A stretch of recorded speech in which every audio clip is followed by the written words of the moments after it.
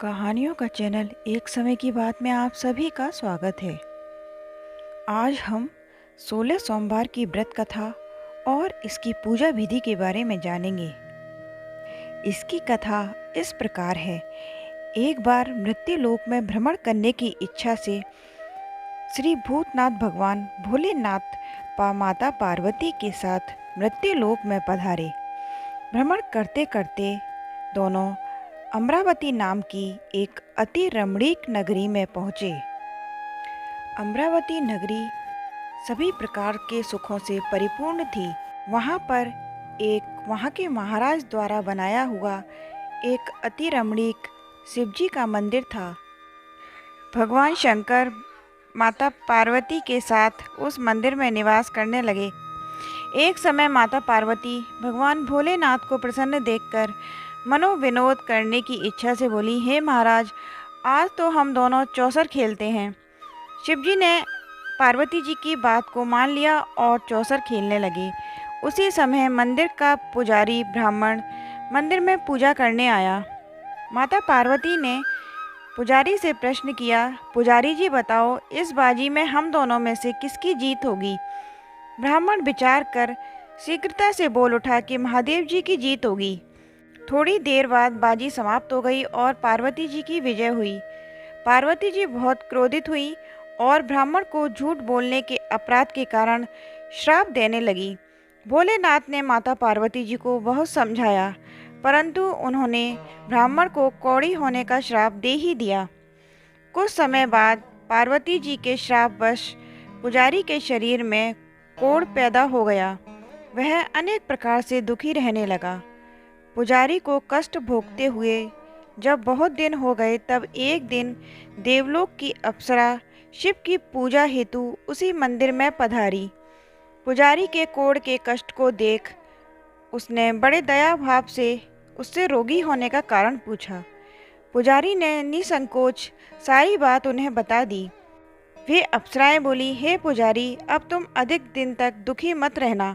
भगवान शिव तुम्हारे सभी कष्ट दूर कर देंगे।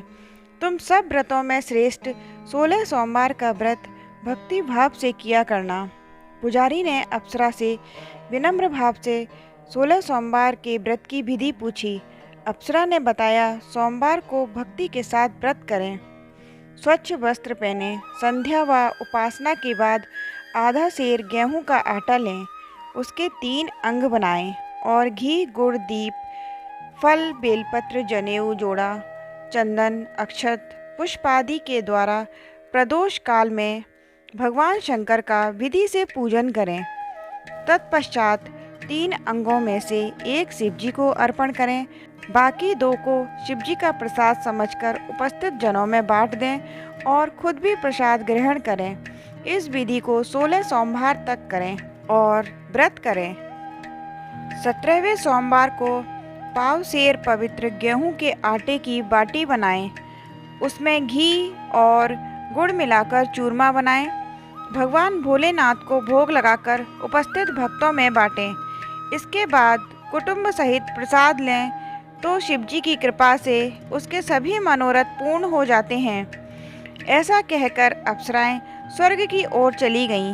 ब्राह्मण ने यथाविधि से 16 सोमवार के व्रत किए तथा भगवान शिव की कृपा से रोग मुक्त होकर आनंद से रहने लगा।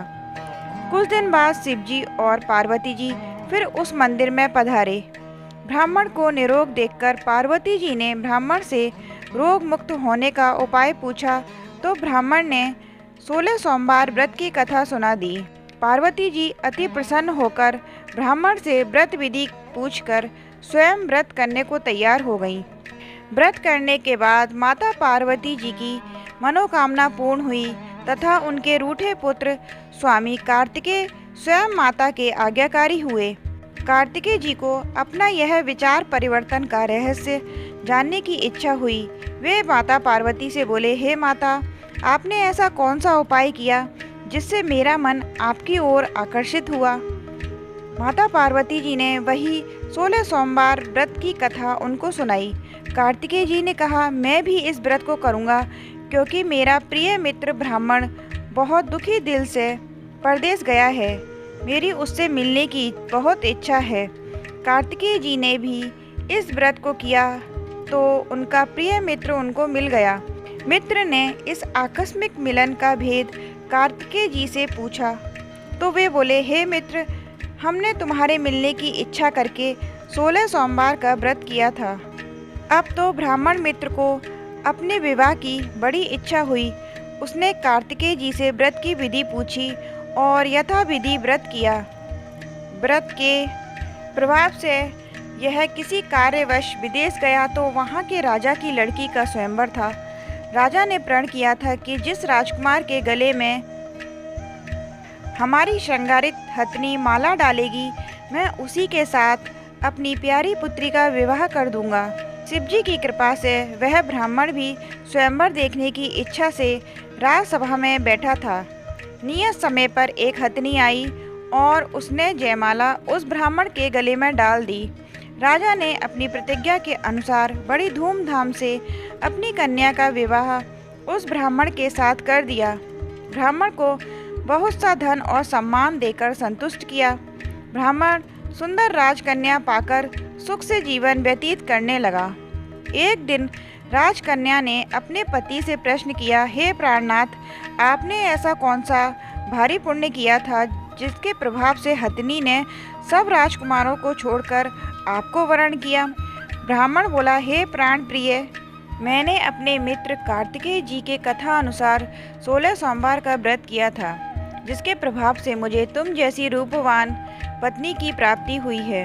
व्रत की महिमा सुनकर राजकन्या को बड़ा आश्चर्य हुआ। वह भी पुत्र की कामना से व्रत करने लगी। शिवजी की दया से उसके यहाँ एक सुंदर, सुशील, धर्मात्मा, विद्वान पुत्र पैदा हुआ।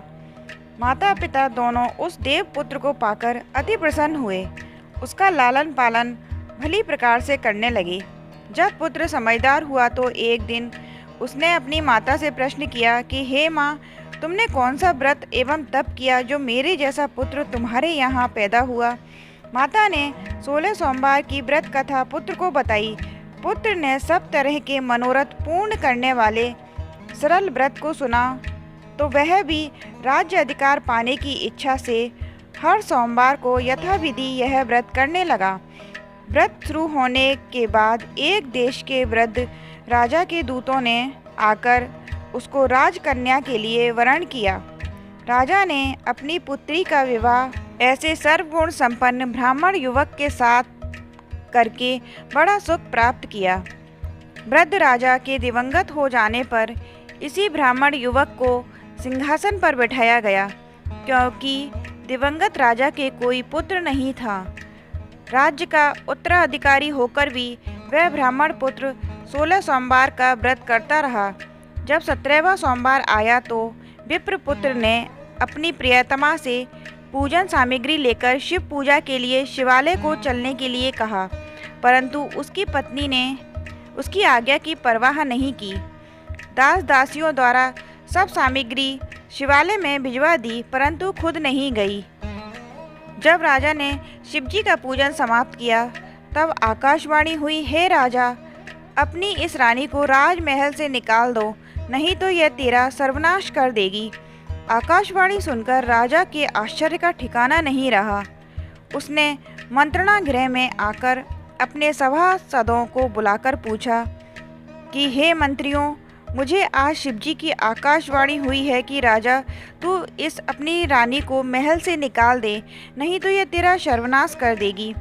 राज्य में मंत्री और सभासद आदि सभी विस्मय और दुख में डूब गए, क्योंकि जिस कन्या के कारण राज्य मिला है सभी उसी को निकालने का जाल रच रहे हैं। यह कैसे हो सकता है? पर क्या करते, राजा ने अपनी पत्नी को राजमहल से निकाल दिया।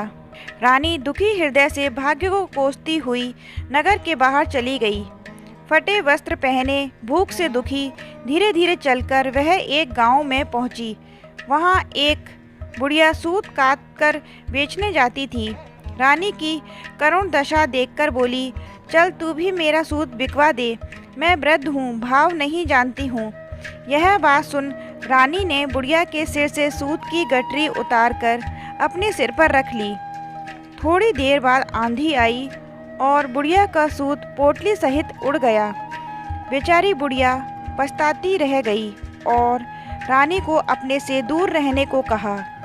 इसके बाद रानी एक तेली के घर गई तो शिवजी के प्रकोप के कारण तेली के सब मटके उसी क्षण चटक गए। तेली ने रानी को अपने घर से निकाल दिया। अत्यंत दुख पाती हुई रानी एक नदी के तट पर गई तो नदी का समस्त जल सूख गया। तत्पश्चात रानी एक वन में गई। वहाँ सरोवर में पानी पीने लगी। उसके हाथ का स्पर्श होते ही सरोवर का जल असंख्य कीड़ा में होकर गंदा हो गया। रानी ने भाग्य पर दोष रोपण करते हुए उस जल को पीकर पेड़ की शीतल छाया में विश्राम करना चाहा, परंतु रानी जिस पेड़ के नीचे जाती उसी पेड़ के पत्ते तत्काल टूटकर गिर जाते। वन सरोवर जल की ऐसी दशा देख गऊ चराते ग्वालों ने अपने गोसाई जी से, जो उस जंगल में स्थित मंदिर के पुजारी थे, यह बात सारी उनको बताई। गोसाई जी के आदेश अनुसार ग्वाले रानी को पकड़कर गोसाई जी के पास लेकर आए। रानी का मुख, कांति और शरीर शोभा देख गोसाई जी जान गए कि यह अवश्य कोई विधि की गति की मारी कुलीन स्त्री है। पुजारी ने रानी से कहा, हे पुत्री, मैं तुमको अपनी पुत्री के समान रखूंगा। तुम मेरे यहाँ आश्रम में रहो। मैं तुमको किसी प्रकार का कष्ट नहीं होने दूंगा। गोसाई जी के वचन सुनकर रानी को धीरज हुआ। वह आश्रम में रहने लगी। रानी जी जो भोजन बनाती उसमें कीड़े पड़ जाते, जल भरकर लाती तो उसमें भी कीड़े पड़ जाते। रानी की यह दशा देख गोसाई जी भी बहुत दुखी हुए। रानी से बोले, हे बेटी, तुम्हारे ऊपर कौन से देवता का प्रकोप है जो तुम्हारी ऐसी दशा हुई? पुजारी की बात सुन रानी जी ने शिवजी महाराज के पूजन का बहिष्कार करने की बात बताई। तो पुजारी जी शिवजी महाराज की अनेक प्रकार से स्तुति करते हुए रानी जी से बोले कि पुत्री, तुम सब मनोरथ पूर्ण करने वाला 16 सोमवार का व्रत करो। उसके प्रभाव से तुम सारे कष्टों से मुक्त हो जाओगी। गोसाई जी की बात मानकर रानी ने 16 सोमवार के व्रत किए। 17वें सोमवार को विधि विधान सहित पूजन किया। उस पूजन के प्रभाव से राजा के हृदय में विचार उत्पन्न हुआ कि रानी को गए हुए बहुत समय व्यतीत हो गया। ना जाने वह कहाँ कहाँ भटकती होगी, उसे ढूंढना चाहिए। यह सोच उन्होंने रानी की तलाश के लिए चारों तरफ अपने दूत भेजे। दूत रानी को ढूंढते हुए उस पुजारी के आश्रम में पहुंच गए। वहां रानी को पाकर वह पुजारी से रानी को अपने साथ ले जाने का आग्रह करने लगे, परंतु पुजारी जी ने मना कर दिया। दूत चुपचाप लौट आए और महाराज को रानी का पता बतलाया। रानी का पता पाकर राजा स्वयं पुजारी के आश्रम में गए और उन्होंने पुजारी से कहा, महाराज, जो देवी आपके आश्रम में रहती है वह मेरी पत्नी है। शिवजी के कोप से मैंने इसको त्याग दिया था। अब इस पर शिवजी का प्रकोप शांत हो गया है, इसलिए मैं इसे लेने आया हूँ। आप इसको मेरे साथ जाने की आज्ञा दीजिए। गोसाई जी ने राजा के वचन को सत्य समझकर रानी को राजा के साथ जाने की अनुमति दे दी। गोसाई की आज्ञा पाकर रानी प्रसन्न होकर राजा के साथ महल में आ गई। नगर वासियों ने नगर द्वार तथा नगर को विधि विधान से सजाया।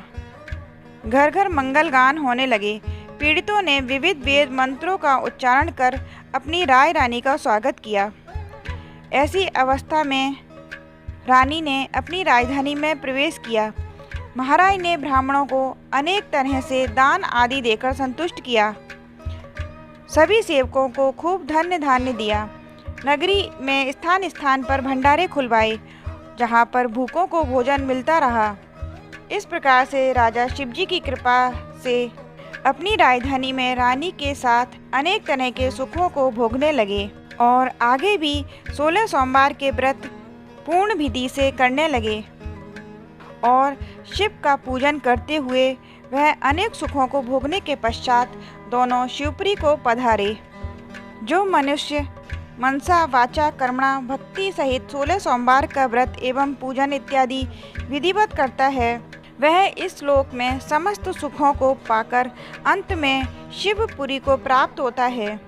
यह व्रत सब मनोरथ को पूर्ण करने वाला है। यह 16 सोमवार की व्रत कथा संपन्न होती है। मिलते हैं अगली कथा में ओम नमः शिवाय।